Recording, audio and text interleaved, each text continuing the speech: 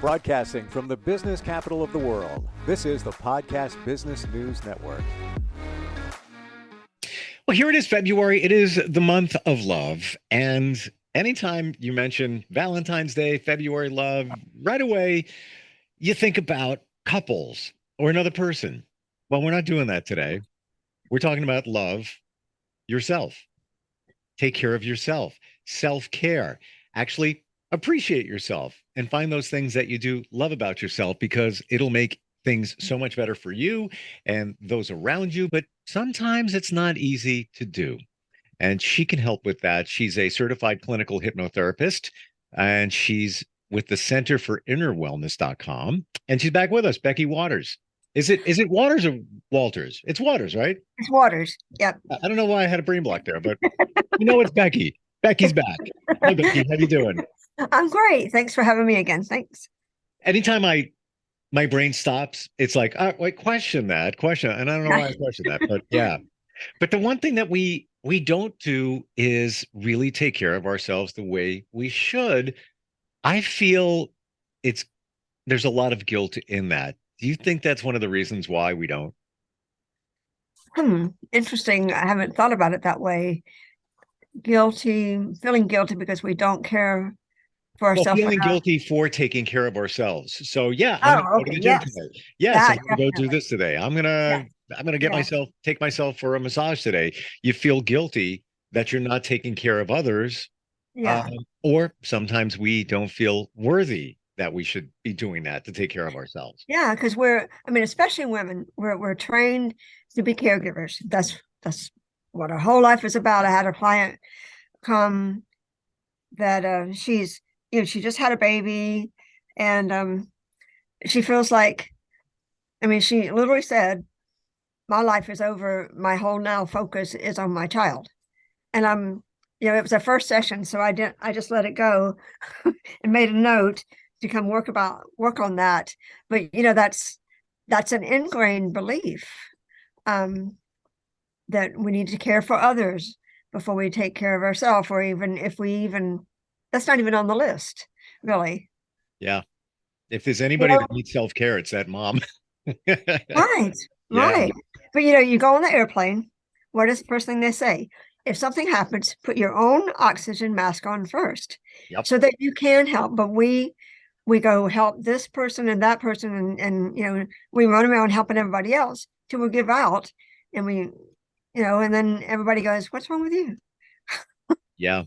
And you get to a point where you're just in overload mode, where it's just like, I can't anymore, because you haven't taken the time for yourself. Right. And sometimes you get angry at yourself, like, I'm doing this for everybody. Like, don't you guys even care? Yeah, because we would expect people to reciprocate. If we're nice to somebody, we just naturally expect it back. But you teach people how to treat you, and so they get used to, you're going to do it. I'll just wait, mom will do it, or just wait, sister will do it, or whoever.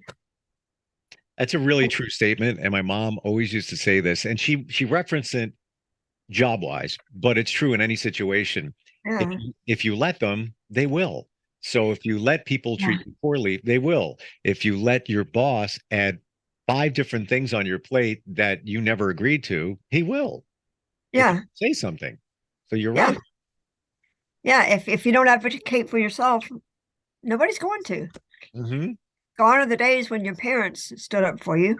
You're an adult. It's up to you to get your own needs met. When it comes to that, loving yourself, that self-care, from a subconscious level, and you deal with the subconscious all the time in terms of hypnotherapy. What's going on there? What's going on in our minds? Why we're blocked from feeling like it's okay to do something for ourselves? It's really how we're trained.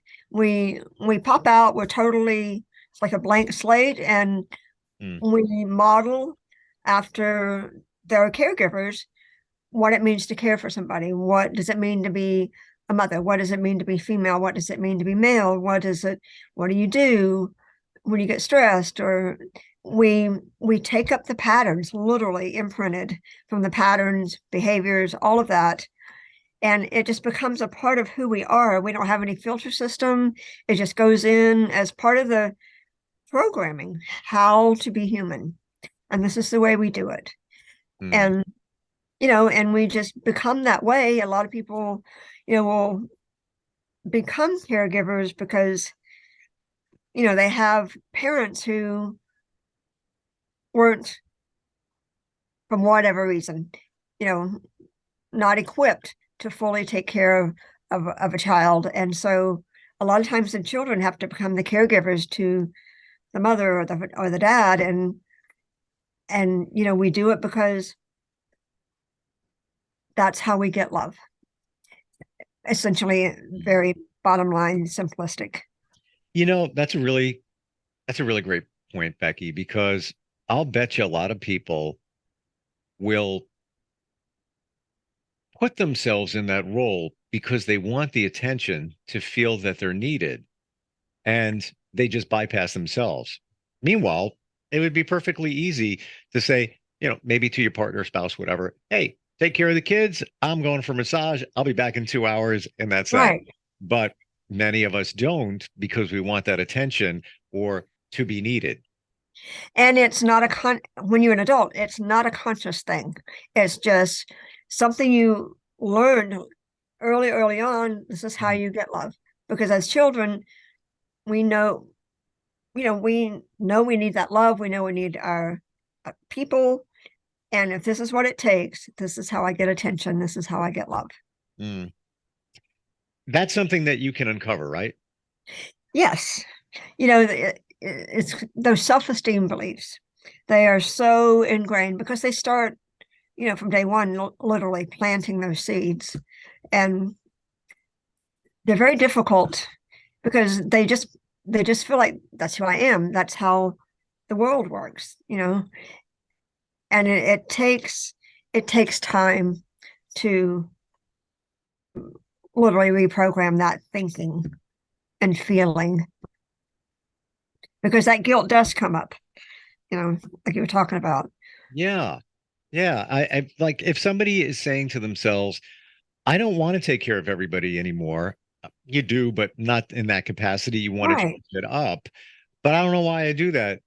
They would reach out to you and start the process potentially where you would get to the core of things and kind of change right. the belief. Hmm. Mm. Yeah, many different ways. The first thing we work on, no matter what the issue is stress. Because, if we're all stressed out, which if you're trying to do everything for everybody, then you're stressed out. And if you're at your wits' end about it, you're really stressed out. And so it's reminding the body and mind how it feels to be calm so we can be in our power. Because when we're in stress, we're in fight flight. And you're going to go on those automatic behaviors. It's so true.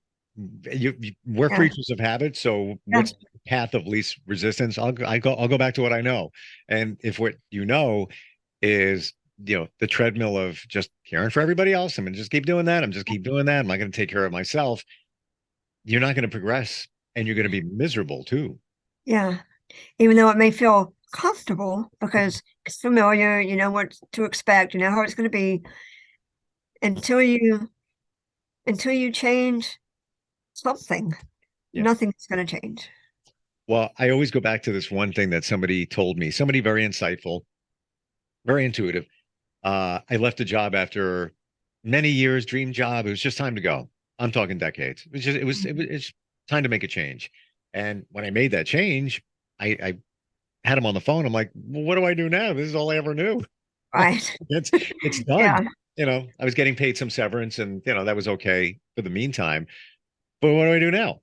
And he said, habit doesn't always equal happiness. Yeah. Habit doesn't always equal Yeah. happiness. So you may think that you're doing the same thing and I'm happy, I'm content, but are you really happy? Are you really feeling that excitement and joy in your life? Or that sense of fulfillment that what you're doing matters and it's aligned with who you are. Yeah. Yeah, but sometimes you can't see that. You can't figure that out unless somebody comes along like you and it's like you're like the mirror. It's not that you're putting any programming in somebody's head, you're just making them realize What's actually going on here? Yeah, just reflecting back and trying to guide them to because we all have the answers inside of us. And so when we're in the middle of it, it's like being in the middle of the quicksand. Yep. We can't get ourselves out. And so it's guiding them to here's the path of what you say you want. You want to feel this, you want to be able to do this, or it's really all about feeling and helping them map out the path as you lead them. But that's also attached to the past. The past. Yeah, what is limiting them from doing what they really want? Right. Is those subconscious programs and habits, and because the subconscious mind wants to keep things the same. It's irrelevant whether it's good for you or bad for you, or whether you're happy or whatever. It doesn't matter. It just wants to keep things the same, because to that subconscious part, that equals pleasure. And anything unknown is danger. Yeah. Well, it goes back, I guess, back to the fight or flight, or the reptilian brain, I think they call it. Yeah, that primitive part of our brain. Right. Yeah. Where it's like, I'm going to keep you safe. I'm going to keep you safe. Even though safe is not really maybe in your best interest, it's a comfort. So I'm going to keep you in that comfort zone right there. It literally is the comfort zone. Yeah. When you work with somebody and you take them back through hypnotherapy,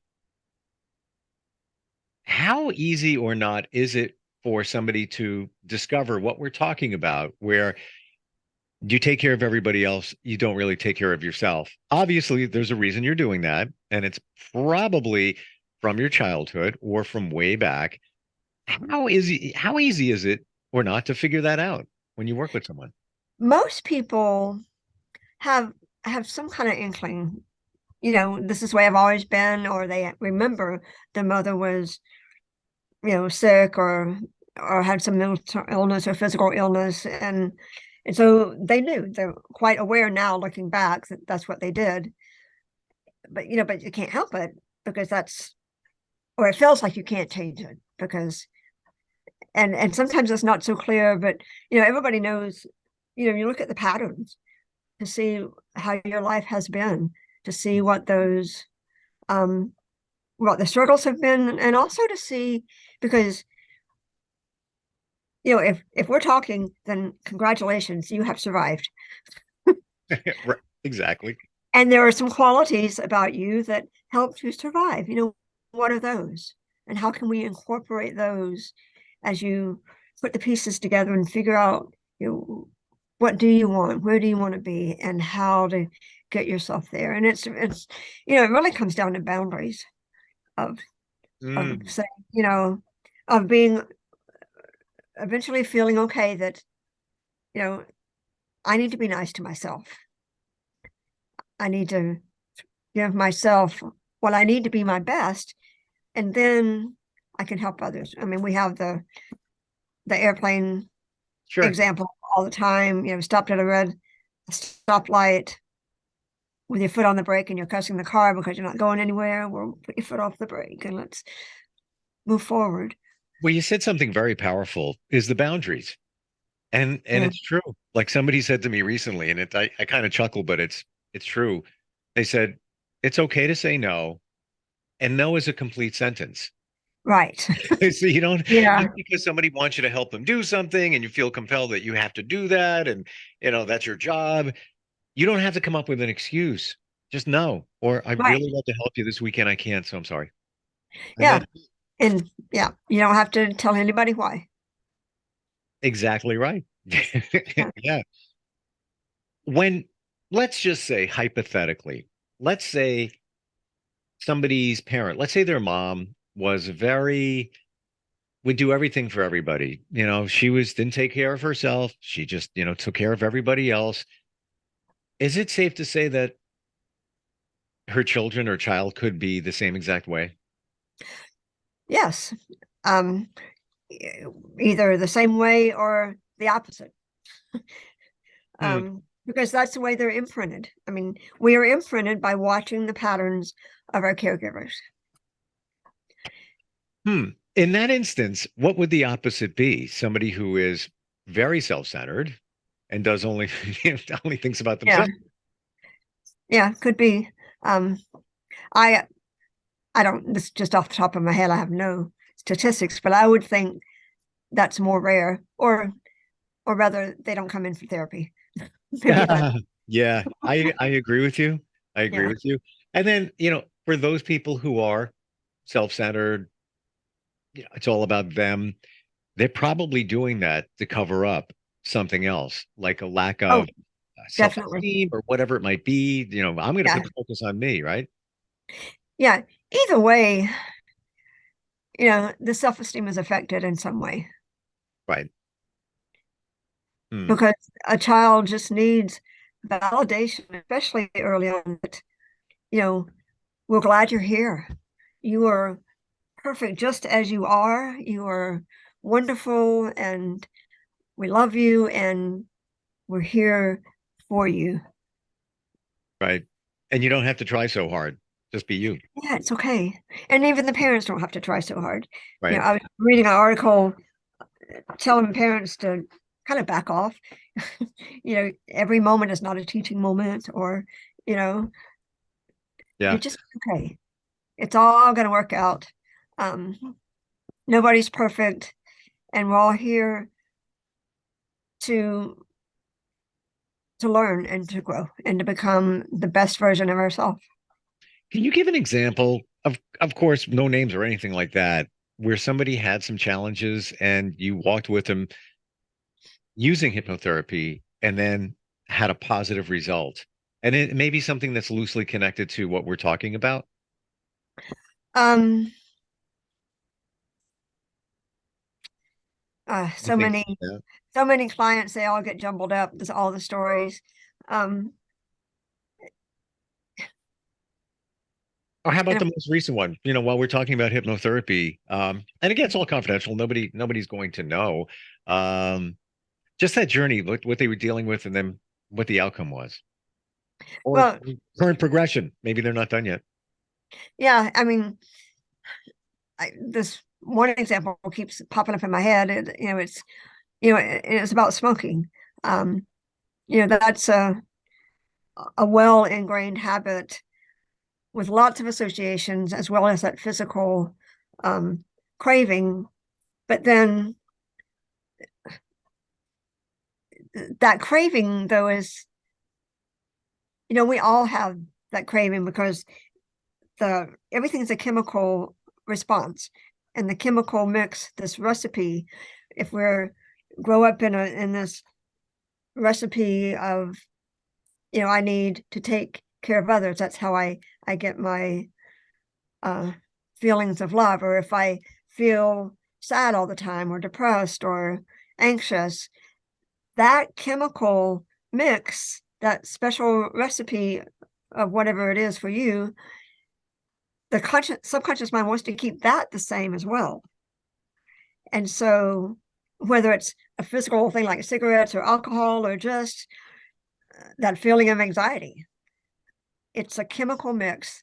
And you go through that little crate, what's the word, desensitizing it and getting that, the homeostasis, because you're used to being, let's say, anxious all the time, worried. That has a chemical mix. And so it's getting used to the feeling of not being worried, getting used to that feeling of calm. It's really no different than letting go of cigarettes. I mean, cigarettes is like an outside thing. It's obvious, everybody understands that, but we get addicted to that feeling of anxiety. I never thought of it that way. Because just what we're saying, we are creatures of habit. Yeah. So that feeling is familiar of being anxious or worrying, whatever it might be. Yeah. And when that goes away, let's say by choice with hypnotherapy, or it slowly starts going away, it's like I don't know what to do. I don't know what to do with myself because I'm not worried. Like Right. it's a weird feeling. Yeah. Because I've had clients say, you know, if I'm not worrying about something, then I'm not worrying. What if I can't imagine. Like, I'm just thinking about that now. Mm, If that's the way you're wired and you're always running that way, and now mm. it's gone, what do you do with yourself? Like, and especially if it's an addiction to nicotine, you have to, that's one thing, but you also have to pacify yourself in terms of, well, I used to have that cigarette or that vape, and that gave me something to do while I was worrying. So kind of makes sense why, people resort to something else in the meantime as they kind of wean their way down. Interesting. Right. Yeah. Yeah. Hmm. That's why we have to work on the associations, um, and slowly wean them off of that and have new habits, new replacement. So I know you're not a doctor, Right. but based on your experience, and let's go with smoking addiction. How much of that is the chemical part, and how much of it is just what we're talking about? Like, if you had to put a percentage on it, this person is they're smoking because, um, or any person is smoking because it's blank percent the nicotine addiction, but the rest of it is really their anxiety, worrying, whatever it might be. Right. I generally tell clients that, it's 80% mental, emotional. It's about the associations, the reasons why we tell ourselves we need this cigarette. Mm, Um, 20% physical. And, that's just a very sure, generalization because sure. people are more dependent on the nicotine than others. But I find that mostly it's the habit dependency, the habitual that's how they built their life around that. The associations. Yeah. So yeah, it's interesting how that's coming more clear for me because most of us view it to be an addiction to the chemical, but there's so much more going on. Oh yeah. And if you don't deal with the whatever else is going on, you're going to start smoking again. Right. And the patch, all these aids, um, it's theoretically weaning you away from the nicotine, but it's not taking care of the mental and emotional part of it. Hmm. Is it safe to say that if it's not nicotine, it could be anything else? It could be chocolate shakes, whatever it Oh might be. yeah. Yeah. Or any kind of food, Right. sweets, sugar, is, like worse than cocaine Hmm. and the Yeah. addiction of it. And it's in everything. Yeah. Hmm. Interesting. That person that you referred to with smoking, typically how many sessions? Everybody's different. I get it.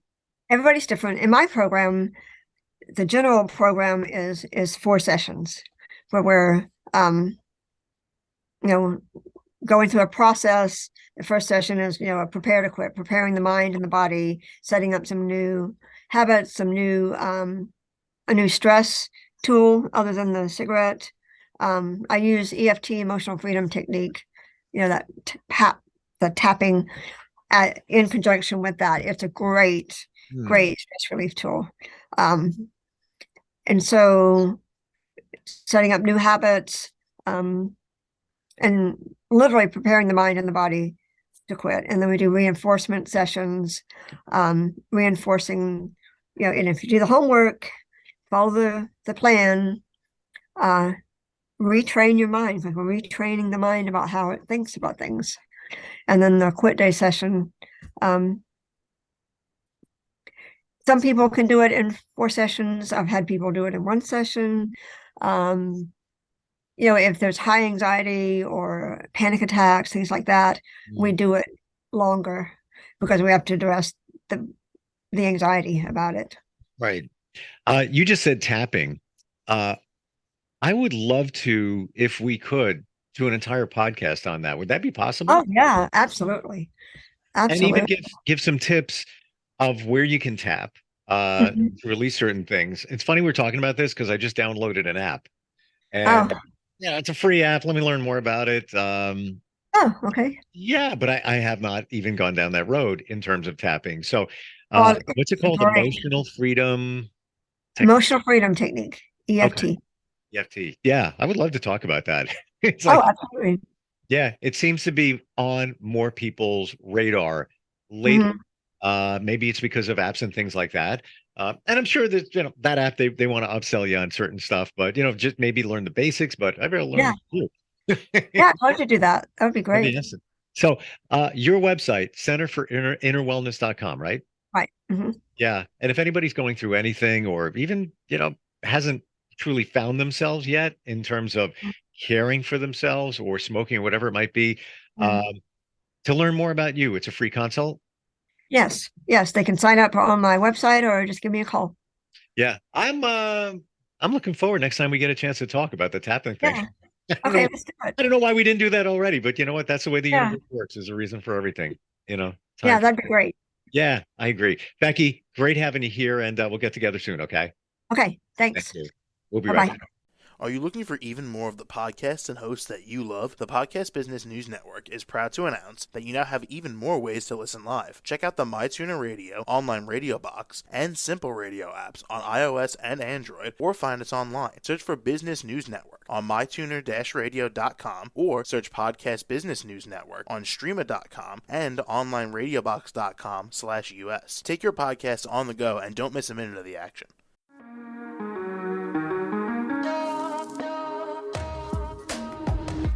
Broadcasting from the business capital of the world, this is the Podcast Business News Network. For nearly 2,000 severely injured veterans, everyday life has become filled with barriers. Day-to-day simple tasks can become pretty daunting. I have to carry my chair up 2 flights of steps or have somebody do it for me. What scares me the most is just the falling. When I'm struggling with my house, I think, to have that one great barrier just knocked down, it's crucial. Home for Our Troops is a wonderful nonprofit that builds a Mortgage-free, fully adaptive, handicap-accessible house. And there's no catch. It'll be our very first home that we've ever owned. This is a game changer. This is where your life begins again. We need you to join us in completing this important mission. Please visit hfotusa.org and help build homes and rebuild lives. Because of you, everything's going to be okay.